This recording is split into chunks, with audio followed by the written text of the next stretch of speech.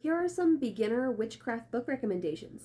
I don't talk about it a lot on here because I try to keep this book focused, but I am a practicing witch, and I do think these books that I have also read through and used are great if you're wanting to get into the practice. Monday Magic, I'm actually working through it right now, but it is basically about like using witchcraft and how to use witchcraft when it comes to like cleaning your home and like creating like a normal routine. And I absolutely love it. If you are just getting into witchcraft, this is a great way to get sort of like a daily, monthly, weekly kind of routine going and mixing in magic with your normal mundane life. Moonology is all about ways you can work with all of the moon cycles, especially based off of your like sign and where you like are living kind of. It is a super great resource if you want to work with the moon but you don't know how.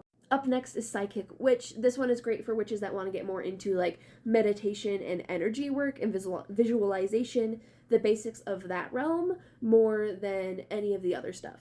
And then finally, Plant Witchery is a great resource for those that want to get more into working with plants. Not only does she talk about how you can work with plants and like also connects to like the sun and moon cycle and all of that, but she also gives examples on how to connect with a lot of different kinds of plants in like alphabetical order.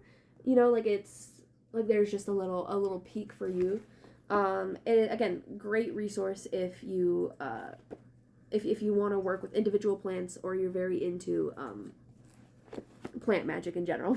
The most important thing to remember too when it comes to these books as well is take what resonates and leave what doesn't. You do not have to follow everything in all of these books to the exact like level that they are being described.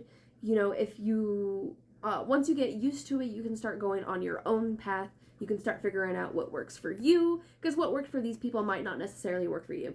So that's I always take that as like a caveat whenever you're reading witchcraft books, but it's always so good to see how other people practice and the other things that they do, and a great place to start if you need somewhere to begin.